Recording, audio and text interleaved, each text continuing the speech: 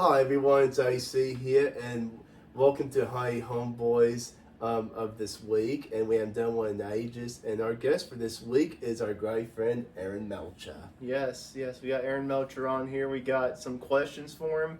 And if you have any questions for him, write them down in the comments section, and we will get to them. So, introduce yourself to everybody. Like they said, my name's Aaron Melcher. I've known these two for most of my life, I think. Their dad's been my dentist my whole life. So I've known them a long time. I am the worship director at Victory Church here in Metropolis. I am a senior at Murray State University. I am studying financial planning, so I plan to be like a financial advisor. That's the goal. And I guess one more thing, and I know AC is going to touch a little bit on it later, but I'm highly involved in the FCAs we have here in the community, and that's been a passion of mine for ever since I was able to attend. Mm-hmm. Wonderful. Yes, AC does have a few questions about it. So Yep, so let's get started now. And first question is, when did you become a Christian? When did I become a Christian? It's a good question. I was lucky. I was raised by good Christian parents, so I've always gone to church my whole life. But I got saved and baptized at a young age. But I guess kind of my big testimony was in I was a Christian, but I wasn't really fully living my life for Christ like I should have been. Correct. And then I went to Passion 2020, and as you guys know, Passion is a huge part of my life. And that conference kind of, even though I was saved at a young age and everything, that conference kind of turned things around, and that's where I feel like God kind of flipped a switch in me that you need to do more for me, and that's where I feel like God really fully changed my life at that conference. Yeah, Wow. will you be going 2024? Yes, I have my tickets. So one month away. So We're actually 3 weeks away. Yeah, 3 weeks away. I got my ticket, so I will be there. Well Yes. done. We got our tickets in the last month and a half, so We'll have to catch up while we're there. Bonnie brothers are going to be Yeah. there. We always say we do, and there's just thousands of people. Too much there. going on. Especially now it's I back know. at the football stadium, 70,000 people. But It's a huge stadium. it's always amazing worshiping with 70,000 people around your age. Mhm. Yep, 18 to 25, sometimes Powerful. even older. Yes. Depends. But so, what is one of the most worthwhile investments you've ever made? And it doesn't have to be money, but it could be time or energy as well. I think the most worthwhile investment that I have made is my walk with Christ. Yeah. And like I said, I was a Christian, but I wasn't really all in for God, I don't feel like. Yeah. And whenever that switch flipped in me, I know that I started reading my Bible a lot more. I wasn't a guy to go and read my Bible every day. And it was just something that I started investing more time in. And when you really get into your Word, God can really change your life. And a lot of things, a lot of answers are already written in the Word. And I believe that's good. That and my Testimony. Yeah. oh, sorry, I just went blank on that. No, I know what I was going to say. Yeah. So the time invested, that's the word I was looking for. Yes, in my relationship with Paige, and not just with God, but also with Paige. Of course, God first, but then Absolutely. then her, and I'm excited for what the future holds for us. Absolutely. Yes. Speaking of that, I know this story, but how'd you meet Paige? Just so Facebook and YouTube knows. So there's an amazing family out there called the Cummins. Some people might know Cheryl. A lot of people know Cheryl Cummins. But Absolutely. I became friends when I was in band in high school. There was a guy that came in. He was 2 years younger than me. And he came into high school and he played trumpet. And he'd never played saxophone in his life. Okay, he'd always been a trumpet player. Yeah. And he thought the bari sax was the coolest thing, the baritone sax, and that's what I was playing for marching band and stuff. Yeah. So my senior year, he decides to switch from trumpet to bari sax, and I got to help him some with that. And but he did most of it on his own. But he got a bari sax, Blake. and his name is Blake Cummins. Yeah, well done, Blake. Aaron's big hat. Yes, Blake is a great guy. He's one of the groomsmen in my wedding. But he has an older sister named Courtney Cummins, who has been best friends with Paige, my fiance, her whole life. They've been best friends, I think, since like kindergarten. And so Cheryl would have these get-togethers where they'd invite all the best friends over, and she'd cook for everyone. Because if you don't know out there, Cheryl Cummins is probably one of the best cooks there ever is. She can cook about anything. But they would have these get-togethers, and so me and Paige had met, and we had kind of seen each other at these get-togethers, but it wasn't until like a whole year had passed, and we were at a New Year's Eve kind of / Christmas party type thing there, and we ended up sitting next to each other on the couch and really getting to talk and hitting it off, and the rest is history. Yeah. They'll be married June 2024. June 22nd. Yeah. Got these guys as my DJ. Yeah. Oh, yeah. Yes. They're going to bring the party. I'm thrilled to be part of this special night. Special occasion. Yes. Well, we appreciate you guys doing it. Oh, you're welcome. What made you decide to become an intern for FCA camp? What made me start? So, I was able to attend the very first FCA camp that they had at Massac County High School. Yeah. I was just old enough, and I was a camper. And I have attended every FCA since, except 2012. one. There was one FCA that I didn't attend, and that was because I was out of town that week, and it just conflict with vacation interfered and stuff that summer. That was going into my freshman year. But FCA played a very important part in my life. I was involved. Jefferson still had 7th and 8th grade when I was there, and so they still had FCA there. And then whenever they got rid of it, I moved to the junior high, and there was FCA at the junior high with amazing guy, Mike Logeman. He does an awesome job with the FCA there at the junior high. And then in 8th grade, I got to be one of the leaders for that. And then in high school, I became a huddle leader, and I attended the FCAs on campus at 8 o'clock in the morning. And then I just kind of talked to Coach, and I was like, one of my biggest inspirations was Jay Bernard. Jay Bernard did it. He was like the first FCA intern. And I got to have him, when he was in high school, I got to have him as a huddle leader 2 years, like twice. And as far as passion for FCA, I think Jay also helped put that in me, and that passion, because I saw his passion for it. And then Caleb Duckworth, I'm good friends with Ducky. Caleb Ducky. Yeah, I just saw him this past week. We had a Christmas party I was with him. Nice. And just both of those guys, and then, people like Emma Cordy and the ones who came before me that really paved the way for the interns, and it always looked like a fun time. And also I wanted to hold the bullhorn. That was, you sound the siren. No, I'm just kidding. That was a goal. That was a goal, but that wasn't the whole point of it. But I really enjoyed FCA. I love what it stands for.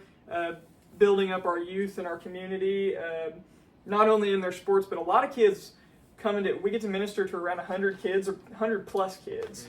And a lot of kids come in for the sports, and we give them God, and that's what I love about it. And we get to minister to kids who probably don't always go to church, and probably don't get God any other time of the year except then. Yeah. And so so I love that about it. Yeah.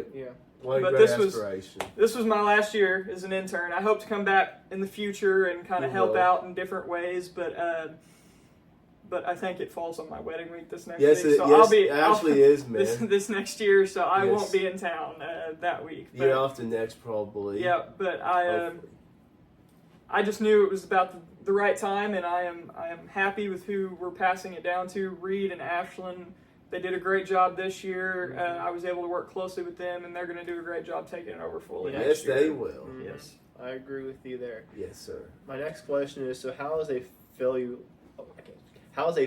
set up for later success in life? Gosh, I think you can learn a lot from failures.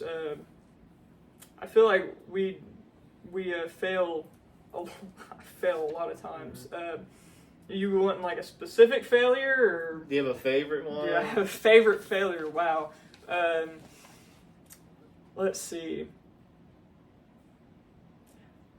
I don't know if you would call this a failure, but it's a lesson I had to learn. That music is more than just a song.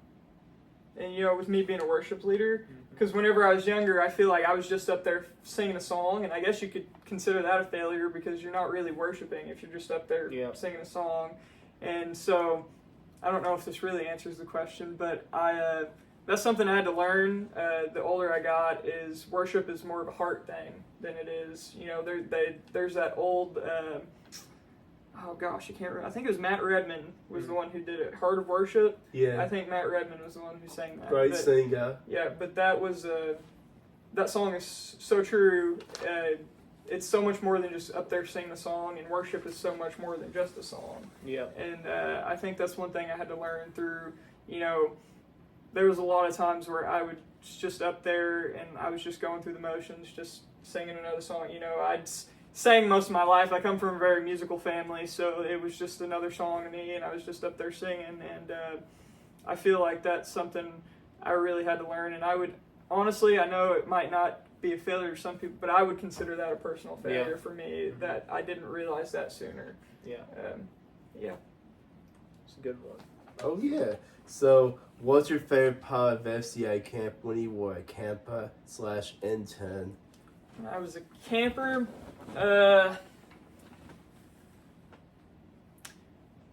when I was a camper, I'd say my favorite part was the competitions. I mean, every camper's favorite part is playing the competitions at the end.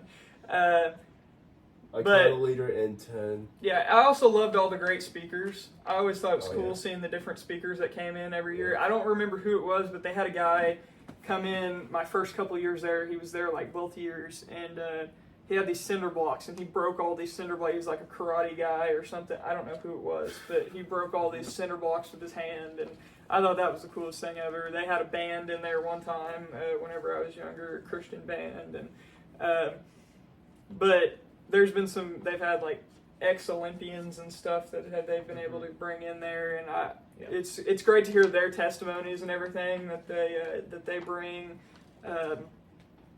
I love that as a camper. I think as an intern, I think my favorite moment I've ever had as an intern was the cardboard testimonies this year that they did. Yeah. Whenever the us interns and the seniors got to be involved in cardboard testimonies, and I was able to kind of introduce what we were doing, and it was a very powerful moment. I suggest if anyone hasn't seen it, you go to the FCA page on Facebook, and it's posted on there, a live video of it. And I think as an intern, I mean, that's what it's all about. Absolutely. And these seniors in high school and us interns got to show these kids what the true meaning of FCA camp was about, and what it means to give your life to Christ, and what God can do through you. So I'd say, as far as an intern, my favorite moment as an intern was the cardboard testimonies this year. I saw that was a great illustration and good. Yeah, good way to show. I'm a very emotional guy. I cried almost every time I rewatched it. You know, like it was just it's very powerful. So are you gonna cry at your wedding? Oh yeah. Yeah, I probably will. I'm shocked I didn't do it when I proposed, but I think I was so, I sang a song and stuff, and my brain was so focused on the techniques and getting it all right, and as I was getting down on one knee, I was checking the box to make sure it was opening the correct way and all this, but yeah, I probably will. And Paige said she's excited to see it, so. Yeah, she will. Okay, another question. Where's your honeymoon going to be at? We're going to Pigeon Forge in Gatlinburg. So, I started booking the stuff a couple weeks ago. We're going to go to things like, do a couple shows like the Hatfield and McCoy show, the Dixie Stampede. Then we're going to go to the Titanic Museum. And then we got some stuff like Ober Gatlinburg, and we're going to do some different things in Gatlinburg. And then Wednesday, on our honeymoon, we have planned to take a trip to, I think it's Asheville, North Carolina, where the Biltmore Mansion. Oh yes. Yeah. So we're gonna spend the day at the Biltmore and then come back that night and go to a fancy dinner and stuff at the Berg Steakhouse in Gatlinburg. And so, yep, that's kind of the plan. I've been trying to get stuff booked for that right now. So yeah. How did you come up with Pigeon Forge? Well, I've always loved it. I've actually vacationed there 4 times now. There's some different things that we're gonna do that I had never done before. And we're not big beach people, and so I've never. Some people can do it, but I can't just sit on a beach all day. I got to be doing something. So I understand that. Yeah, and she's the same way, and we like to hike and stuff. So we're gonna do some hiking in there, and there's some good hiking spots. And she's never been to. She went once when she was little, but she doesn't really remember it. And so, and it's changed a lot since then. So sure, yeah. So the last time I went, I think it's even changed a lot since I've been. The last time I went was, I think, going into my freshman year of high school, something like that. Or no, it was my 8th grade year, going into my 8th grade year. That was the last summer I went to Pigeon Forge, and so I'm excited to go back. And we got a cabin in the mountains. That's kind of a central location between the two. So, cool. We're excited. Oh, that's great, man. So So, what's your favorite moment when you were in high school? Favorite moment when I was in high school? Ooh, that's tough, AC. Oh, you can name us some. Like, you don't have to say a particular one, but there's a lot of them. My favorite moment when I was in high school. I think a really cool moment was, and I was actually injured, so I wasn't playing. Wow. But it was still a really neat moment. Was the homecoming game my senior year when we beat Harrisburg and broke the 27-29 game losing streak or something like that for football. Yeah. That was neat. Even though I got to be there with the celebration and everything, and I was standing on the sideline, but I was hurt, of course, because I'm always hurt, right? Well, every 2-3 years, you used to get hurt. Yeah, but that was a really cool moment. Trying to think, I always enjoyed jazz band. I know it's not a specific moment, but as far as classes go, band and jazz band was always my favorite, and I loved getting to go out and play with them. It was our last jazz band performance. We went out, or second to last. We went my senior year to the mall, and we did a performance for like Christmas and stuff there at the mall. Yeah. And that was probably my favorite jazz band performance. Personally, I think I did my best that day. So that was. You did a phenomenal job, I'm sure. Mm-hmm. But I played tenor saxophone for jazz band, so those were always fun moments, and I always got to do it with two of my best friends, Owen Westbrooks, and obviously, and Blake was also in jazz too. Great man. Yep. So in the last 5 years, what new belief, behavior, or habit has most improved your life? I know I've said this probably already 2-3 times already, but I'd say that experience I had at Passion really changed me to where I'm in my word more. And that really will, when you really get in your word, and I know you hear preachers say it all the time, and you're like, okay, it's just another preacher saying you need to be in your word. But really, when you get, and that's kind of how I was, until God was like, hey, you need to start doing better. And I got in my word, and God has really opened doors and really changed my life. And, I was a very... I wouldn't call myself shy necessarily, but I wasn't the guy that you would see up in front of. I sang, but unless I had a guitar and I was singing or something like that, besides that, I wouldn't be up there just talking in front of people. I was the kid who didn't want to get called on in class whenever you were reading the stories and stuff, and that really all changed too. Whenever I went to that conference, God was like, "You need to be doing more," and I feel like He called me to start sharing His word, and through that, I really got in the Bible more, and that was, as far as a habit, that's the best habit you can have, is to be reading your Bible more and having desiring to have a deeper relationship with God. And I've started preaching His Word. I'm actually preaching next Wednesday night at church. Oh yeah. So yeah, I'd say my relationship, deepening my relationship with God and getting in His Word more is probably the best habit that's been over the last few years for me. Yeah, it's a good one. So next question, Dave. Oh yeah. So, who is your favorite teacher of all time? Favorite teacher of all time? Well, that's an easy question. From your 12 years. Yeah. That's an easy question. Yeah. Sometimes, I would go back and forth with my favorite teacher throughout but there was no teacher like David Hannon, and he was my band teacher junior high through high school, and I would not be the musician I am today if it wasn't for him. And he had a real impact on many lives, and he will forever be my favorite teacher. Yeah. Rest in peace, David. Yes. Yeah. Okay, so what fact about you would surprise many of your acquaintances? I was a bowler in high school, and I got offered a bowling scholarship to college, and so I actually got offered.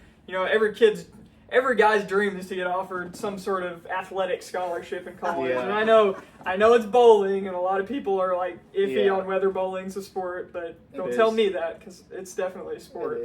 And but I was able to get really good through the teaching of Jason Steele and Gary Adkins Bear. They taught me everything I know, and both really great guys. Some of my favorite coaches I've ever had, and but they got me to the level where I was actually offered a bowling scholarship going into college. Where to? SIC in Harrisburg. That's right. Yeah, but I ended up turning it down, and I took a music scholarship instead to Shawnee. So that's where I ended up going. Great point, matey. But I just felt like that's where God was leading me. A lot of prayer about it and everything, and plus the scholarship was worth more to take the music one instead of the bowling was only like half right, and then the music was full. So it was that kind of made the decision easier. But yeah, I guess that's probably something that I always think that's cool. I like to talk about it a lot, but that's that was a great experience. My time on the bowling team was amazing, and getting to be able to say that you were offered a scholarship to play sports at college, no matter what the sport is or what the college, how big the college is, it's still cool to say anyway. Yeah. So. Yes. Oh. Yeah. That was awesome. Okay, so talked about the fact that surprised people, but something similar to that line. Okay, are some common misconceptions of worship pastors? I know you consider yourself a worship pastor. What are some misconceptions about it? Well, I went to and this is such a good point. I went to Passion's leadership conference, and it's called Lift Conference, and I had the opportunity. My church sent me to that, and I was so thankful that they sent me to that in May. But I got to go with I don't know, you guys know Zach Hilley. Yes. Yeah, Zach, me and Zach and his wife. It was before they were married.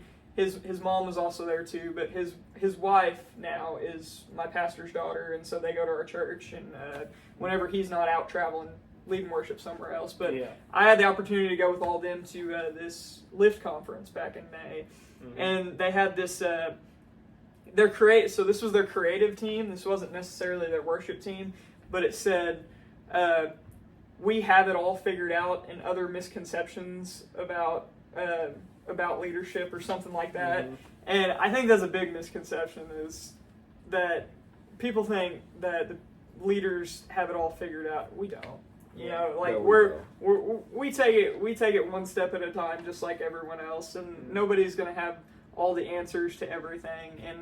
And I think as far as misconceptions go, that's something that I thought spoke to me really through that conference, was just the fact that, honestly, you don't have to have it all figured out, and it's a continual learning process, and you continue to, as you grow your relationship with God, help others grow their relationship with God. And so I'm always, back in 2020 when I went to Passion, after I got done, I believe God put this term on my heart that I've lived my life by ever since.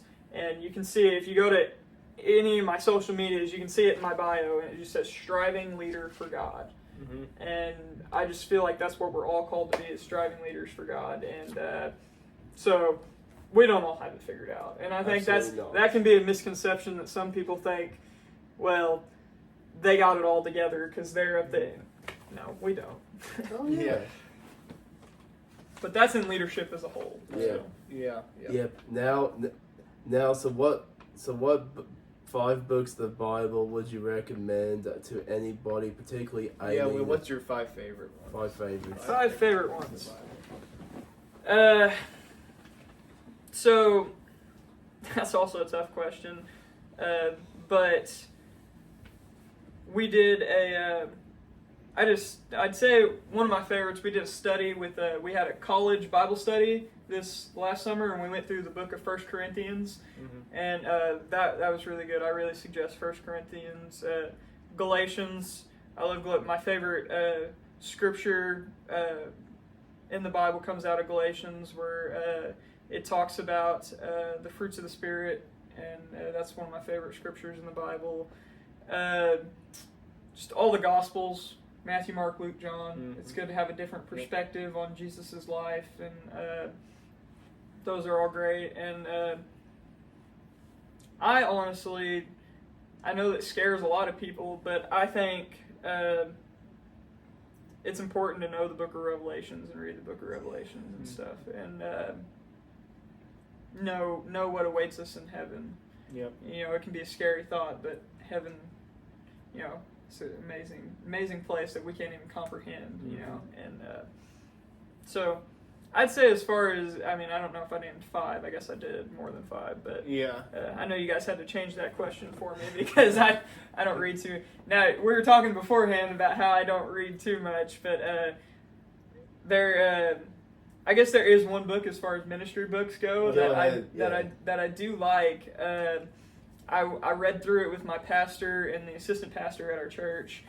We went through it a year and a half ago probably now. It's called Growing Up. It's by Pastor Robbie Gallaty, mm-hmm. Pastor of church, I think it's Longview Baptist Church in Nashville mm-hmm. area. It's about discipleship, and that's a really good book about learning about discipleship and how that works. So I'd say, as far as outside of the books of the Bible, if I had to give you guys a book, it would be that one. Okay. So. Yeah. And anything by Dr. Seuss. I'm just kidding. Oh, yeah. Good one. Okay. What would you say your favorite movie of all time is? Favorite movie of all time? So, I really like the movie 21. It stars... Oh, I'm trying to think of his name. Zac Efron on it? No. It's that's one of my favorites. I mean, I can't think of the name of the guy who stars in that. I've heard of that one. Okay. But it's a really good movie. I also like I'd say my top movie series. A couple of my top movie series. I like the Expendables movies.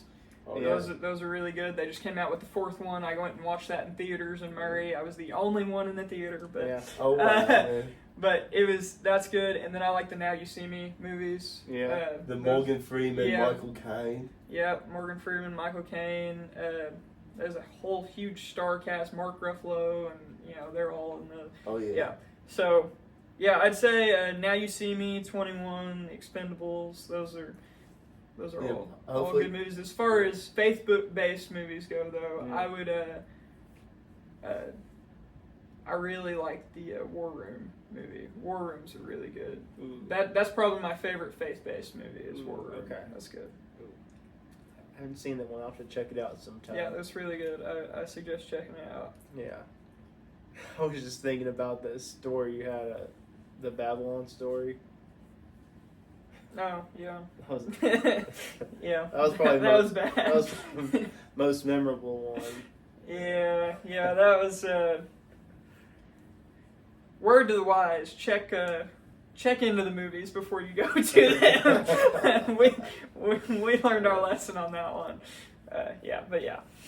Yes, go to the IMDb parent section, see how. Yes.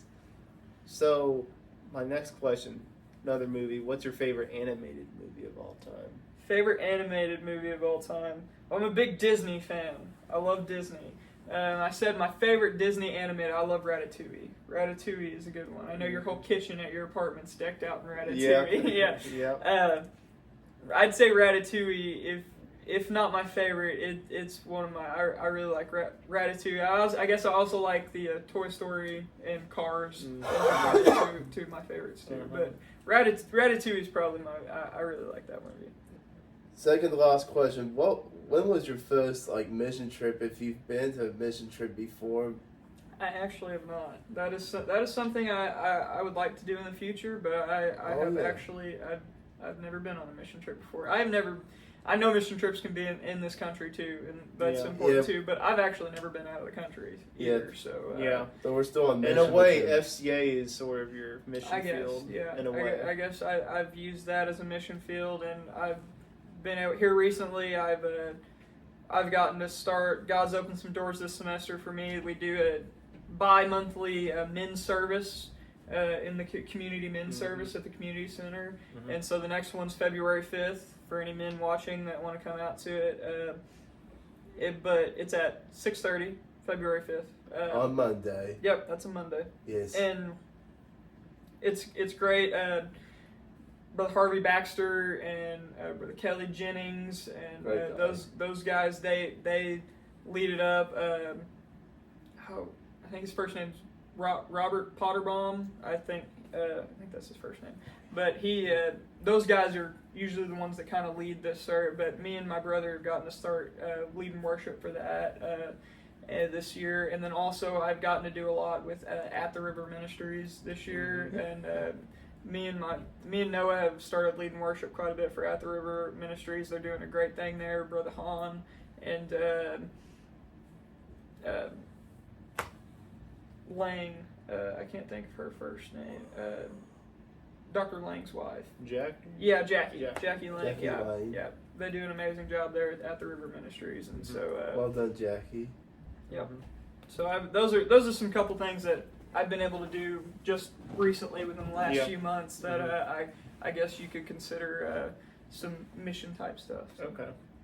That's awesome. Oh yeah. So I think this is the last question. So I have one more after this. Yeah, one more for you. Two question. more for now. So what other sports did you play besides basketball? Played every sport. That's a good point. So I grew up my whole life playing baseball and basketball. Those were my two main sports. Like I always thought that's what I would always play and everything. Getting to high, and then I guess let's back it up just a little. In 6th grade at Jefferson, my 6th grade year was the last year Jefferson still had 7th and 8th grade. Yep. And there was only 2 7th graders, and neither one of them played sports. So all of the 6th graders got to compete on the junior high level with sports. And so I actually got to run track and stuff that year. And wow. So I did track for that year. Well, come 7th grade, I had the bad injury with the surgery and everything in 7th grade. And so I didn't get to run track that year, but I did baseball and basketball. That's where I injured myself, was in basketball. Yeah. And then, so I didn't get to do track that year, but come 8th grade, I did all 3 of them, baseball, basketball, and track again. Yes. Actually, I guess I didn't do baseball 7th grade. I did it 8th grade, though. Anyways, that's another story. But then high school comes along, and, I'm still track ends up being in the same season as baseball, so you can't really do both. And so I chose baseball. So my freshman year, I did baseball and basketball like I always had. And then my sophomore year, Coach John Warren, I don't know how he did it, but he was finally able, with my help, we were finally able to talk my mom into letting me play football. And so I joined the football team my sophomore year, and I ended up playing football sophomore through senior year of high school under Coach John Warren sophomore year, and then Coach Jason Roper. Yeah, Jason Roper the junior and senior year. and that was a fun time. So I ended up playing that sophomore through senior year, and then I still played my sophomore year. I still played baseball, but that was my last year playing baseball. I had already quit basketball, which I didn't think would happen. Basketball was always my favorite sport over baseball growing up, and so I figured if I was to quit one, it would have been baseball first, but it actually wasn't. I played one more season of baseball, but if you would have told me as a little kid that I would finish high school playing football and bowling, I wouldn't have believed you. But plus the bowling scholarship. Yeah, so that, and then now sold all my cleats and everything, then got to Murray, and there's intramurals, and so now I play intramural softball and intramural flag football at Murray, and so that's always a fun time. It's good. It's good for someone like me who doesn't live on campus to be able to get involved in stuff still, and it's always fun. I don't live on campus. I'm not in a frat or anything like that, and so sometimes that can be hard to get involved with things, and so intramurals. So the residential colleges, which you guys know this, but just kind of background for some people who might not know, the residential dorms and everything are called residential colleges on campus, and they each have a name. And even if you're not living on campus, you still get assigned to one. And so I was assigned to Clark College, and that's my residential college, even though I don't live on campus. And through intramurals, I was able to reach out to them my first semester at Murray, and I was able to join the intramural teams and play with them, and I met a lot of great friends through that. And so yeah, that's been fun. So I've played about everything. I've done it. I've done about all. Yeah, except soccer. You never played soccer. I never did soccer. I never did golf. I guess there's some stuff that I've never done. But I'm sure you rocked in all those sports in different ways.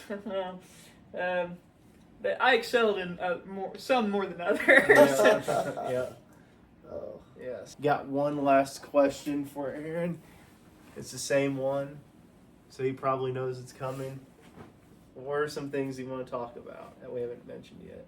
Any final words? I just guess I'd say if there's any final words would be if there's anyone watching who doesn't attend a church, there's a lot of great local churches to get involved with in our community, and across the river too. I know they go to Heartland. Heartland's a great church. Heartland's great. I know there's Victory Church, my church that I go to. You're always welcome there. We're located right in front of the high school. Waldo, I know they're growing. Trad York, Pastor Trad York does great things over there at Waldo. Him and Pastor Caleb Waddell and David Atwell. David Atwell. It's a great church. First Baptist. Brother Joe and Reverend Easta. Adrian and his wife. Yep. They're doing great things there. I know all of them really well, and so I just encourage people to get connected in a local church. If you don't have a home, there's plenty of them out there to go and get connected and get involved with. If you don't want to be alone, and you want someone to be with you, if you go to Heartland or if you go to Victory, just give us a text message and or your make sure you're not home. staying alone. Yep. Yeah. Make sure you have someone you know. God's with you all the time. Everybody. I know it's the hardest part, just getting there, and you can and the devil will come with all the excuses in the world. And sometimes you don't follow through with it till later on in life. Yeah. Or at all. Yep. Time for the outro. Okay, guys. Thank you for enjoying the video, and comment down below and tell me how any of us who should we have next on Honey Homeboys next week or week probably after. a couple more episodes till I go back to school, so stay tuned for that. We have a couple that we're thinking about doing, but if you think of some other ones that we haven't thought about, let us know. See you guys.